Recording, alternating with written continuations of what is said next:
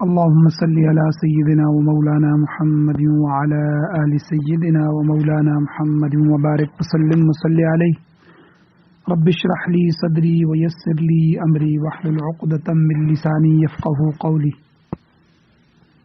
اعوذ باللہ من الشیطان الرجیم. بسم اللہ الرحمن الرحیم. اللہ یبدأ الخلق، اللہ تعالیٰ ہی پہلی دفعہ پیدا کرتا ہے. ثم یعیدہ، مخلوق کو اللہ تعالیٰ پہلی دفعہ پیدا کرتا ہے، پھر وہ اس کو دوبارہ لٹائے گا. ثم الیہ ترجعون، پھر اسی کی طرف تم سب پھیرے جاؤ گے، لٹائے جاؤ گے. وَيَوْمَ تَقُومُ السَّاعَةُ، اور جس دن برپا ہوگی قیامت، قائم ہوگی قیامت. یبلس المجرمون، تو مجرم لوگ مایوس ہو جائیں گے، نا امید ہو جائیں گے. وَلَمْ يَكُنْ لَهُمْ مِنْ شُرَكَائِهِمْ شُفَعَاء، اور نہیں ہوں گے ان کے لیے ان کے شریکوں میں سے کوئی سفارشی. وَكَانُوا بِشُرَكَائِهِمْ كَافِرِينَ، اور وہ اپنے شریکوں کا انکار کرنے والے ہوں گے. وَيَوْمَ تَقُومُ السَّاعَةُ، اور جس دن قیامت قائم ہوگی. يَوْمَئِذٍ يَتَفَرَّقُونَ، اس دن یہ جدا جدا ہو جائیں گے. فَأَمَّا الَّذِينَ آمَنُوا، اس بہرحال وہ لوگ جو ایمان لائے، وَعَمِلُوا الصَّالِحَاتِ، اور جنہوں نے اچھے اعمال انجام دیے، نیک عمل کیے. فَهُمْ فِي رَوْضَةٍ يُحْبَرُونَ، پس وہ باغات کے اندر، باغوں کے اندر خوش کیے جائیں گے. وَأَمَّا الَّذِينَ كَفَرُوا وَكَذَّبُوا بِآيَاتِنَا، اور بہرحال وہ لوگ جنہوں نے کفر کیا، وَكَذَّبُوا بِآيَاتِنَا، اور ہماری آیتوں کو جھٹلایا. وَلِقَاءِ الْآخِرَةِ، اور آخرت کی ملاقات کو بھی جھٹلایا.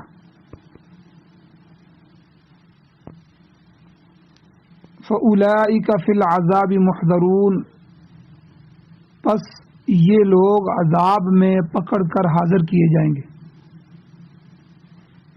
فَسُبْحَانَ اللَّہ، پس پاکی ہے اللہ تعالی کے لیے. حین تمسون وحین تصبحون،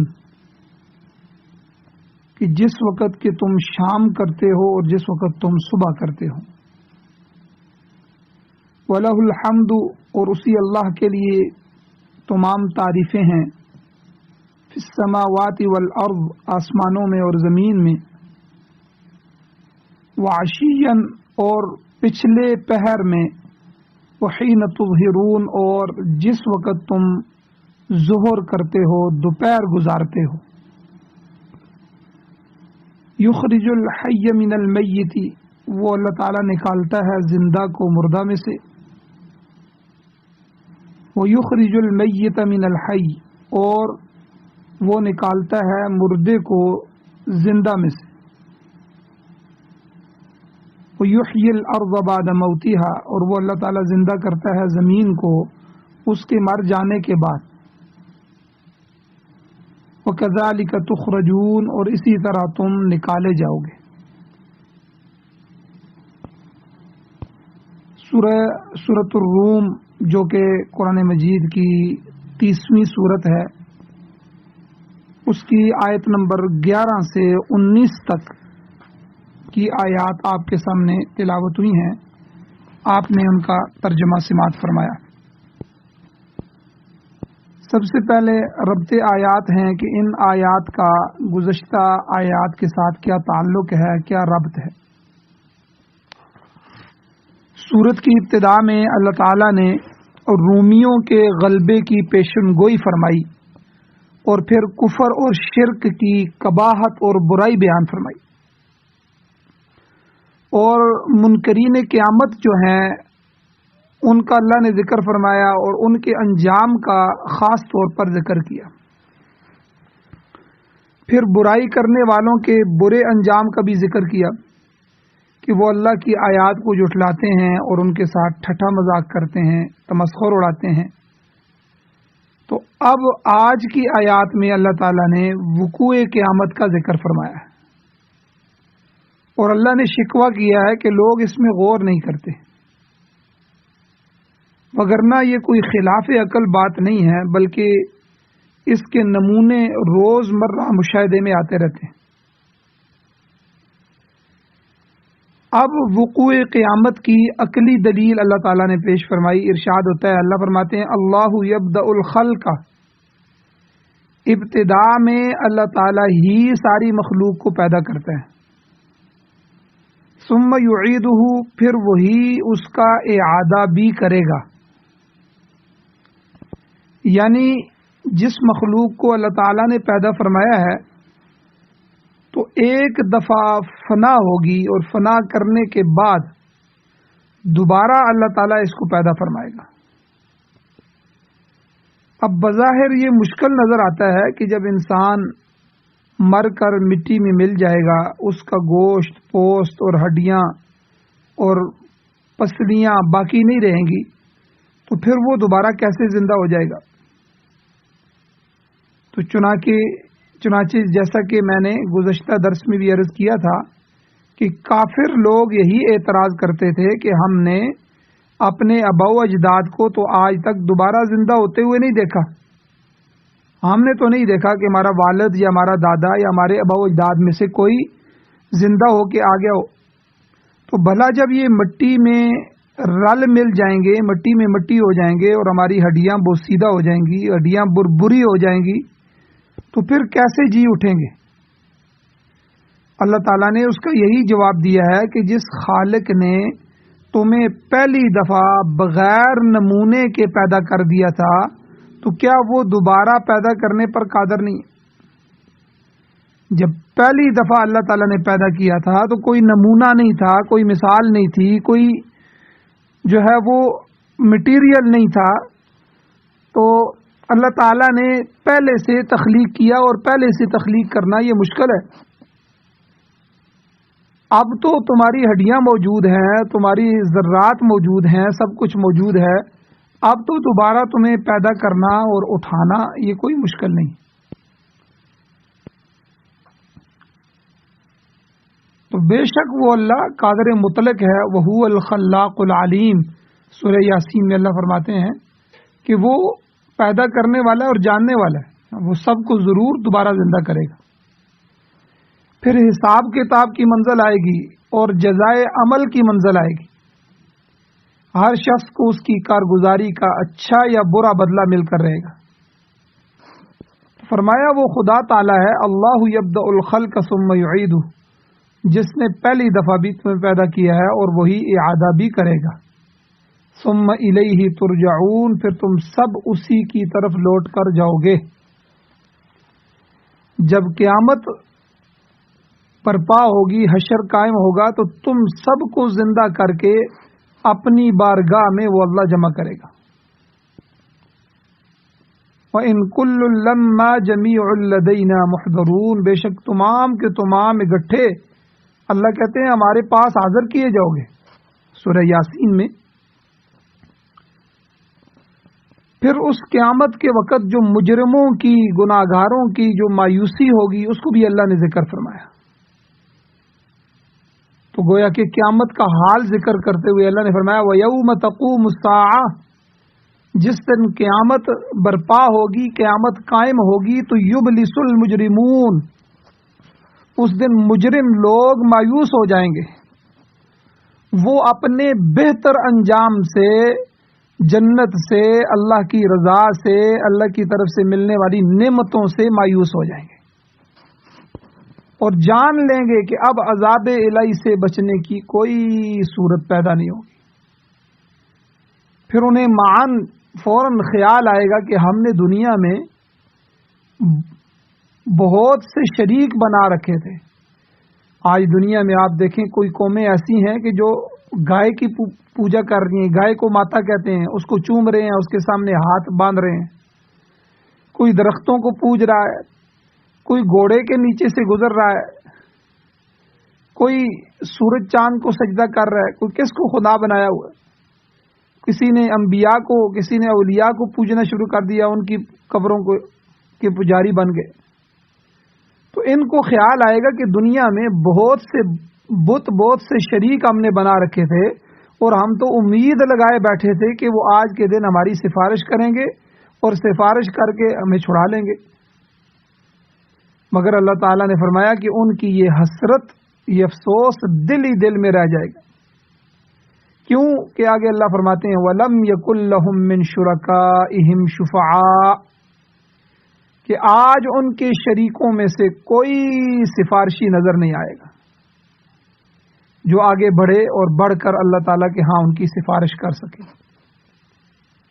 اور جب یہ منظر ہوگا تو اللہ کہتے ہیں وَكَانُوا بِشُرَكَائِهِمْ كَافِرِينَ، وہ اپنے شریکوں کا انکار کرنے والے ہوں گے۔ پھر قیامت کے دن ایک ایسا موقع بھی آئے گا کہ مشرک لوگ خود اپنے شرک کا انکار کر دیں گے اور کہیں گے واللہ ربنا ما کننا مشرکین۔ سورہ انعام کے اندر آیت نمبر 23 میں اللہ فرماتے ہیں، کیا کہیں گے؟ واللہ ربنا ما کننا مشرکین، بخدا اللہ کی قسم کہ ہم تو شرک نہیں کیا کرتے تھے۔ وہ سمجھیں گے کہ اس طرح شرک کا انکار کر کے ہم مواخذے سے، عذاب سے بچ جائیں گے، مگر اس دن کوئی چیز چھپی نہیں رہے گی۔ اللہ تعالیٰ کا ارشاد ہے سورۃ طارق میں، اللہ فرماتے ہیں یوم تبلی السرائر، اس دن تمام راز کھول دیے جائیں گے۔ انسان کے خلاف شجر آئیں گے، درخت آئیں گے، وہ گواہیاں دیں گے، حجر پتھر آئیں گے، گواہیاں دیں گے، زمین کے خطے اور حصے گواہیاں دیں گے، فرشتے گواہیاں دیں گے، حتیٰ کہ اس کے اپنے اعضاء اور جوارح بھی بطور گواہ کھڑے ہو جائیں گے۔ اس کی ساری کارگزاری ظاہر ہو کر ثابت ہو جائے گی اور پھر اسے اپنے کیے کی سزا پانا ہوگی۔ اور جو نیک اور باکردار لوگ ہوں گے ان کی کیا حالت ہوگی؟ اللہ تعالیٰ فرماتے ہیں وَيَوْمَ تَقُومُ السَّاعَةُ، جس دن قیامت قائم ہوگی، قیامت برپا ہوگی، تو يَوْمَئِذٍ يَتَفَرَّقُونَ، اس دن سب لوگ جدا جدا ہو جائیں گے۔ مطلب یہ کہ مومن اور کافر جدا ہو جائیں گے، مشرک اور موحد وہ جدا ہو جائیں گے، منافق اور مخلص الگ الگ ہو جائیں گے، نیک اور بد سب الگ الگ گروہوں میں تقسیم ہو جائیں گے، اور ہر شخص اپنے اپنے مرکز کی طرف جائے گا، اور پھر ہر گروہ میں سے نیکی اور بدی کے معیار کے حساب سے مزید گروہ بندی ہوگی۔ نیک لوگ اپنی نیکی کے اخلاص کی بنا پر علیحدہ علیحدہ گروہ میں بٹ جائیں گے، اور مجرم لوگ اپنے جرم کی نوعیت کے اعتبار سے، جس طرح ان کا جرم ہوگا اس جرم کی نوعیت کے اعتبار سے مزید گروہوں میں تقسیم ہو جائیں گے۔ مثال کے طور پر 100 نمبر کے مجرموں کی علیحدہ قطار ہوگی اور 90 نمبر والوں کی علیحدہ قطاریں ہوں گی۔ اسی طرح جتنے جتنے قسم کے جس نوعیت کے مجرم ہوں گے ان کی الگ الگ کیٹیگریاں ہوں گی، الگ الگ حصے ہوں گے، الگ الگ قطاریں ہوں گی، الگ گروہوں میں تقسیم ہو جائیں گے۔ آج تو دنیا میں یہ معاملہ نہیں ہے، دنیا میں تو سب نیک اور بد دنیا کے معاملات میں یکجا ہیں، ایک دوسرے کی شادی، ایک دوسرے کی غمی، ایک دوسرے کے رسم و رواج میں شریک ہوتے ہیں، مگر قیامت والے دن یہی لوگ اپنی نیکی اور بدی کی حیثیت کے مطابق جدا جدا الگ الگ گروہوں میں بٹ جائیں گے۔ اور پھر کیا ہوگا؟ آگے اللہ تعالیٰ نے جو نیک لوگ ہیں، نیکوکاروں کے لیے جو انعامات ہیں وہ بھی اللہ نے ذکر فرما دیے۔ فرمایا فَأَمَّا الَّذِينَ آمَنُوا، اور وہ لوگ جو ایمان لائے، جنہوں نے اللہ کی وحدانیت کو تسلیم کیا، کیونکہ یہی چیز مدار فلاح ہے، کامیابی کا مدار ہے، اور اس کے علاوہ انہوں نے کیا کیا؟ نبی صلی اللہ علیہ وسلم کی رسالت پر یقین کیا، اللہ کے فرشتوں، کتابوں اور بعث بعد الموت پر ایمان لائے، وعملوا الصالحات، اور نیک اعمال انجام دیے۔ اب نیک اعمال میں ارکان اربعہ بھی آ جاتے ہیں، نماز، روزہ، زکوٰۃ اور حج، یہ سر فہرست ہے سب سے پہلے۔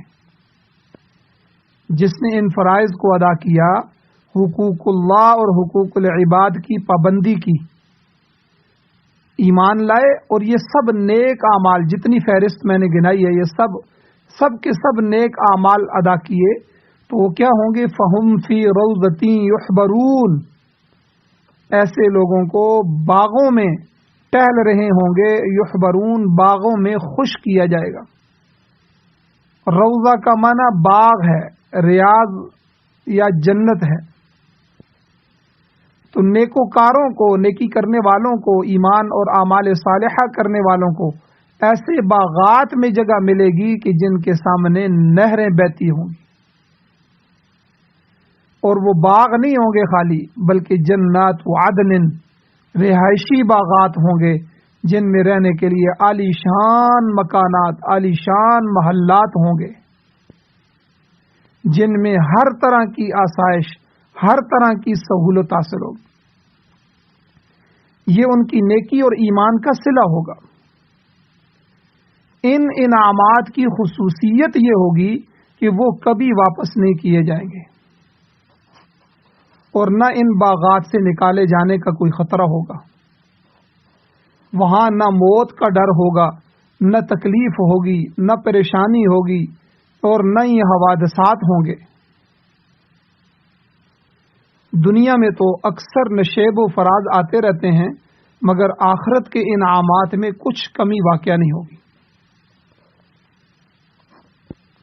اور اس کے برخلاف جو کفار کی بدبختی ہوگی، فرمایا وَأَمَّا الَّذِينَ كَفَرُوا، جن لوگوں نے کفر کا ارتکاب کیا، اللہ کی وحدانیت کو تسلیم نہ کیا، اللہ کے انبیاء، ملائکہ، کتب اور اس اللہ کی طرف سے جو تقدیر ہے اس پر ایمان نہ رکھا، وَكَذَّبُوا بِآيَاتِنَا، اور ہماری آیتوں کو جھٹلایا، یعنی اللہ تعالی کی طرف سے آنے والے دلائل کو رد کر دیا۔ اللہ کی طرف سے معجزات تھے، ان کو جھٹلا دیا، اور اللہ جل شانہ کی جو احکامات تھے ان کی تکذیب کی۔ وَلِقَاءِ الْآخِرَةِ، اور آخرت کی ملاقات یعنی وقوع قیامت اور جزائے عمل کو بھی جھٹلایا۔ تو ایسے لوگوں کے متعلق کیا فرمایا؟ فَأُولَئِكَ فِي الْعَذَابِ مُحْضَرُونَ، کہ وہ عذاب میں جکڑے ہوئے حاضر کیے جائیں گے۔ فرشتے ان کو گرفتار کر کے اللہ کی بارگاہ میں پیش کریں گے، حکم ہوگا، اللہ کہیں گے خذوہ فغلوہ، سورہ الحاقہ میں ہے، آیت نمبر 30 ہے کہ پکڑ لو اور گلے میں توق پہنا دو۔ خذوہ فغلوہ، پکڑو اور جھکڑو، گلے میں توق ڈالو، پھر 70 گز لمبی زنجیروں میں جکڑ کر وہ جہنم میں پھینک دیے جائیں گے۔ تو بہرحال اللہ تعالیٰ نے فرمایا قیامت ضرور واقع ہونے والی ہے۔ سورۃ الانبیاء میں اللہ فرماتے ہیں کما بدأنا اول خلق نعیدہ وعدا علینا انا کنا فاعلین۔ کما بدأنا، جس طرح کہ ہم نے پہلی دفعہ، اول خلق، پہلی دفعہ ہم نے لوگوں کو پیدا کیا، پہلی جو ان کی تخلیق ہوئی، نعیدہ، اسی طرح ہم دوبارہ ان کو اٹھائیں گے۔ وعدا علینا، یہ ہمارا وعدہ ہے، ہم ایسا کریں گے۔ انا کنا فاعلین، اور ہم ضرور بالضرور ایسا کرنے والے ہیں۔ اور اللہ تعالی کی تسبیح کے جو اوقات ہیں، اللہ نے آگے ان وقتوں کو بھی ذکر کیا، فرمایا فسبحان اللہ حین تمسون، پس اللہ کی پاکی بیان کرو جب کہ تم شام کرتے ہو، شام کے وقت بھی اللہ کی تسبیحات بیان کرو۔ تیسرا کلمہ، درود شریف اور استغفار، اور اسی طرح یہ جو اللہ کی تسبیحات ہیں یہ شام کے وقت بھی بیان کرو۔ وحین تصبحون، اور جب کہ تم صبح کرتے ہو صبح کے وقت بھی بیان کرو۔ اللہ کا ذکر، اللہ کی تسبیحات، اللہ کی وحدانیت کے تذکرے، اللہ کے دین کے تذکرے، اللہ کے حبیب صلی اللہ علیہ وسلم پر درود شریف پڑھنا، اور اپنے اعمال کے اوپر استغفار کرنا، یہ جو تسبیحات ہیں، فسبحان اللہ حین تمسون وحین تصبحون، صبح اور شام کے وقت یہ تسبیح کرو۔ اس لیے ہر مسلمان کے لیے یہ بہت بڑا عمل ہے کہ وہ صبح بھی اپنی تسبیحات مکمل کرے اور شام کی تسبیحات بھی مکمل کرے۔ اور آگے اللہ نے فرمایا وَلَهُ الْحَمْدُ فِي السَّمَاوَاتِ وَالْأَرْضِ، اور اسی کے لیے ہر طرح کی تعریف ہے آسمانوں میں بھی اور زمین میں بھی، اور اسی کی تسبیح بیان کرو۔ وَعَشِيًّا وَحِينَ تُظْهِرُونَ، پچھلے پہر بھی اور جب کہ تم دوپہر گزارتے ہو۔ مفسرین اکرام یہاں فرماتے ہیں کہ جس تسبیح اور تنزیہ کا حکم دیا ہے وہ دل سے بھی ہونی چاہیے اور زبان سے بھی ہونی چاہیے۔ انسان کے اعضاء اور جوارح بھی اس تسبیح میں شامل ہونے چاہیے۔ یہ نہیں کہ سبحان اللہ الحمدللہ اللہ اکبر کی تسبیحاں 100 مرتبہ پوری کرنی ہے، نہیں، بلکہ جب سبحان اللہ کہہ رہا ہو تو اس کو اللہ جل شانہ کی پاکی ہر چیز میں محسوس ہو رہی، اور پتہ چل رہا ہو کہ اللہ جل شانہ ہر عیب سے پاک ہیں، اس عیب سے بھی پاک ہیں، اس عیب سے بھی پاک ہیں، سونے سے اللہ پاک ہے اور تھکاوٹ سے اللہ تعالیٰ پاک ہے۔ لا تأخذہ سنۃ ولا نوم، اس کو نیند، اس کو تھکاوٹ، یہ چیزیں نہیں آ سکتی۔ اللہ تعالیٰ ہر عیب سے پاک ہے۔ سبحان اللہ سبحان اللہ، جب یہ تسبیح کر رہا ہو تو خالی زبان سے تعداد پوری نہ کر رہا ہو، بلکہ وہ اپنے دل میں بھی ان چیزوں کی گواہی دے رہا ہو۔ اسی طرح الحمدللہ کی جب تسبیح کرے تو اللہ نے مجھے جوانی دی، اس پر تمام تعریفیں اللہ کی ہیں۔ اللہ نے مجھے اولاد دی، تمام تعریفیں اللہ کی ہیں۔ اللہ نے فلاں فلاں نعمت دی، تو نعمتوں کے استحضار کے ساتھ الحمدللہ کہے۔ اگر اللہ اکبر جب کہے تو اللہ کو بڑا جان کے کہ اس دنیا سے اللہ بڑے ہیں، ہمارے ملک سے اللہ بڑے ہیں، ہر بڑے عہدیدار سے اللہ کی ذات بڑی ہے، زمین و آسمان سے اللہ کی ذات بڑی ہے، اللہ کی بڑائی ہر چیز سے زیادہ، اس کا استحضار کر کے اپنے دل و دماغ میں ان چیزوں کو لا کے اللہ اکبر کی ضرب لگائے۔ تو یہ دل سے ہونی چاہیے یہ تسبیحات، اور زبان سے بھی ہونی چاہیے، زبان سے پڑھ رہا ہو اور دل ان کی طرف متوجہ ہو، اور ہر نعمت اور ہر چیز اور ہر شکر کا استحضار کر کے یہ تسبیحات پڑھے۔ تو ہم کیا کرتے ہیں، تسبیحاں پڑھتے ہیں، حالانکہ ہمیں تسبیح گویا کہ دعا جس طرح ہوتی ہے، دعا پڑھنے کی چیز نہیں ہوتی، دعا مانگنے کی چیز ہوتی ہے۔ اس طرح تسبیح خالی پڑھنے کی چیز نہیں ہوتی، تسبیح میں دل بھی متوجہ ہونا چاہیے، اللہ کی ذات کی طرف دل بھی متوجہ ہو جائے۔ آگے 5 نمازوں کی جو اوقات ہیں اس کی طرف بھی اللہ نے اشارہ فرما دیا۔ مفسرین اکرام فرماتے ہیں کہ اس آیت میں 5 نمازوں اور ان کے اوقات کی طرف بھی اشارہ ملتا ہے۔ چنانچہ حضرت عبداللہ ابن عباس رضی اللہ تعالیٰ عنہ سے نافع ابن ارزق، انہوں نے نمازوں کے اوقات کے متعلق سوال کیا تو آپ نے یہی آیت تلاوت فرمائی۔ عبداللہ ابن عباس رضی اللہ تعالیٰ عنہ نے یہی آیت تلاوت فرمائی۔ تو اس آیت کریمہ میں تم سونا سے مراد مغرب کی نماز ہے، شام تم سونا، اور تصبحون سے فجر کی نماز مراد، اور عشین سے عصر کی نماز مراد ہے، اور تظہرون سے ظہر کی نماز مراد ہے۔ 4 نمازیں تو یہ ہو گئی، اور 5ویں عشاء کی نماز کے متعلق سورہ نور کی آیت جو ہے وہ تلاوت فرمائی، جس میں ہے وہ من بعد صلاۃ العشاء، کہ نماز عشاء کے بعد، یہ تصریح کے ساتھ ذکر ہے۔ تو اس آیت کریمہ میں نابالغ بچوں کو بھی 3 اوقات میں خلوت میں آنے سے منع کر دیا گیا، جو کہ فجر سے پہلے، دوپہر کو آرام کرنے کے وقت اور عشاء کے بعد۔ یہ 3 وقت ہیں کہ فجر سے پہلے پہلے جو ہے وہ شادی شدہ آدمی یہ گھر کے اندر جو ہے کمروں میں داخل نہ ہو۔ اسی طرح دوپہر کو جب سب آرام کر رہے ہوں تو اس وقت کسی کے گھر میں نہ جائیں، اجازت کے بغیر اندر نہ جائیں۔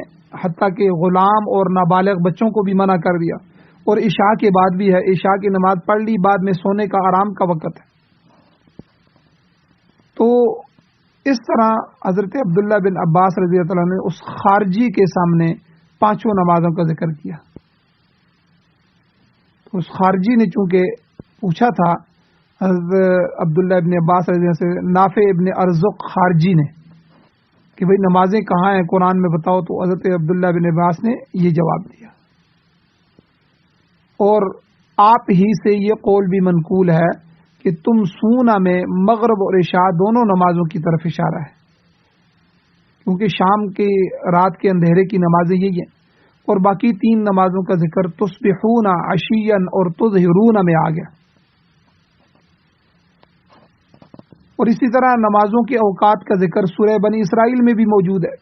اللہ فرماتے ہیں اقیم الصلاۃ لدلوک الشمس الی غسق اللیل وقرآن الفجر، یعنی نماز قائم کرو سورج ڈھلنے کے وقت سے لے کر رات کی تاریکی تک، اور فجر کی نماز کے جس میں قرآن کریم زیادہ پڑھا جاتا ہے اور جو فرشتوں کی حاضری کا وقت ہوتا ہے۔ تو اس آیت کے متعلق بھی حضرت عبداللہ ابن عباس رضی اللہ تعالی عنہما فرماتے ہیں کہ سورج ڈھلنے میں ظہر، عصر اور مغرب کی نمازیں آ جاتی ہیں، جبکہ رات کی تاریکی سے مراد عشاء کی نماز ہے، اور پانچویں نماز فجر کا ذکر صراحت کے ساتھ، وضاحت کے ساتھ موجود ہے۔ تو ان اوقات کی خصوصیت یہ ہے کہ ان اوقات میں نعمت کا اظہار زیادہ جو ہے اس کا موقع ہوتا ہے، نعمت کے اظہار کا، اور ان اوقات میں نشانات جو قدرت ہیں وہ زیادہ نمایاں ہوتے ہیں۔ رات اور دن کی تبدیلی، یعنی طلوع اور غروب آفتاب، اور پھر عین دوپہر کے وقت نشانات قدرت اچھی طرح واضح ہوتے ہیں۔ اس لیے ان عبادات میں اللہ تعالیٰ کی عبادت اور تسبیح بیان کرنے کا حکم دیا گیا ہے۔ ہمارے ملک کے بعض گمراہ فرقے ہیں، وہ نماز کے پنجگانہ اوقات کو تسلیم نہیں کرتے۔ ان میں ملحد قسم کے چکڑالوی اور پرویزی فتنے وغیرہ گزرے ہیں، تو ان میں سے بعض 3 نمازوں کے قائل ہیں اور بعض صرف ایک پر اکتفا کرتے ہیں۔ مگر یاد رکھنا چاہیے کہ حضور علیہ الصلوۃ والسلام کے صحابہ کرام رضوان اللہ تعالی علیہم اجمعین نے آیت قرآنی سے 5 نمازیں مراد لی ہیں۔ باس بعد الموت، اگلی آیت میں اللہ تعالیٰ نے اپنا احسان جتلایا ہے کہ یخرج الحی من المیت، اللہ تعالیٰ زندہ کو مردہ میں سے نکالتا ہے، اور یخرج المیت من الحی، اور مردہ کو اللہ تعالیٰ زندہ سے نکالتا ہے۔ مثلا زمین مردہ ہے، اللہ تعالیٰ نے اس سے جاندار چیزوں کو نکالا۔ انڈا مردہ ہے مگر اس میں سے زندہ چوزا نکل رہا ہے۔ جو پرندے انڈے دیتے ہیں اور ان کے بچے نکلتے ہیں، تو انڈے بظاہر انڈا مردہ ہے، اس کو کھایا بھی جاتا ہے، لیکن اللہ تعالیٰ جب وہ پرندہ، جب وہ مرغی اس انڈے پہ بیٹھ جاتی ہے اور مخصوص حرارت اس کو پہنچتی ہے، تو مخصوص دنوں کے بعد ان میں سے بچے نکل رہے ہیں، زندہ چوزے نکل رہے ہیں۔ اب انسان کا جو مادہ منویہ ہے، یہ ایک بے وزن بے جان قطرہ ہوتا ہے، تو آپ دیکھیں اس بے جان قطرے میں سے انسان جیسی اشرف المخلوقات پیدا ہو رہی ہے۔ اسی طرح ایک کافر کی مثال مردہ کی ہے، مگر اللہ تعالی چاہے تو ابو جہل سے اکرمہ جیسا زندہ یعنی صاحب ایمان انسان پیدا کر دیتا ہے۔ آزر جو بت فروش اور پکا کافر تھا، بت بنانے والا تھا، بت بیچنے والا تھا، بتوں کا پوجا کرنے والا پجاری تھا، بتوں کی حفاظت کرنے والا تھا، اتنا پکا کافر تھا، مگر اللہ نے اس سے ابراہیم علیہ السلام جیسے جلیل القدر پیغمبر کو پیدا فرما دیا۔ اس کے برعکس مرغی زندہ ہوتی ہے، مگر اس مرغی سے مردہ انڈا پیدا ہو رہا ہے۔ اور اسی طرح آپ یہ بھی مثال دیکھ لیں کہ بسا اوقات ایسا بھی ہوتا ہے کہ باپ بڑا ایماندار، بڑا نیک آدمی ہے، مگر اولاد جو ہے وہ ناکارہ اور ناہنجار نکلتی ہے جو کہ مردہ کے مشابہ ہے۔ بعض اولاد دھریے بن جاتے ہیں، بعض مرزیت کو قبول کر لیتے ہیں۔ اسی طرح زمین بالکل خشک یعنی مردہ ہوتی ہے، اس کی نشو و نما کی کوئی علامت نہیں ہوتی، مگر اللہ تعالیٰ بارش برسا کر اس کو زندہ کر دیتا ہے۔ پھر اسی زمین میں سے پھل نکل رہے ہیں، اسی زمین میں سے پھول نکل رہے ہیں، اسی زمین میں سے فصلیں پیدا ہو رہی ہیں جن سے ساری کی ساری دنیا، سارے لوگ مستفید ہو رہے ہیں۔ تو اللہ تعالیٰ نے فرمایا کہ وَيُحْيِي الْأَرْضَ بَعْدَ مَوْتِهَا، اللہ تعالیٰ زمین کو مردہ ہونے کے بعد پھر زندہ کر دیتا ہے، اس میں ہریالی آ جاتی ہے اور وہ اپنے خزانے اگنے لگتی ہے۔ وَكَذَلِكَ تُخْرَجُونَ، فرمایا قیامت والے دن تم بھی اسی طرح زمین سے زندہ نکالے جاؤ گے۔ جس طرح تم روز مرہ زندگی میں مردہ سے زندہ ہوتے دیکھتے ہو، اسی طرح قیامت کو اللہ تعالیٰ تمہیں بھی دوبارہ زندہ کر کے اپنے سامنے لا کر کھڑا کرے گا، اور پھر اللہ تعالیٰ حساب کرے گا، حساب کتاب ہوگا، اور جزائے عمل کی منزل آئے گی جس سے ہر شخص کو گزرنا پڑے گا۔ تو گویا کہ اللہ تعالیٰ نے اپنی توحید بھی بیان فرمائی، اس کے دلائل بھی بیان فرمائے، اپنے قدرت کے دلائل بھی بیان فرما دیے، اور اللہ تعالیٰ نے 5 اوقات نمازوں کا بھی تذکرہ کر دیا، اور جو اللہ کا ذکر کرنا چاہیے اس ذکر کے اوقات بھی اللہ تعالیٰ نے بیان فرما دیے۔ تو بہت ساری چیزیں آج کی آیات میں اللہ تعالیٰ نے بیان فرمائی۔ اللہ تعالیٰ سے دعا ہے اللہ ہمیں عمل کی توفیق عطا فرمائے۔ وآخر دعوانا ان الحمد للہ رب العالمین۔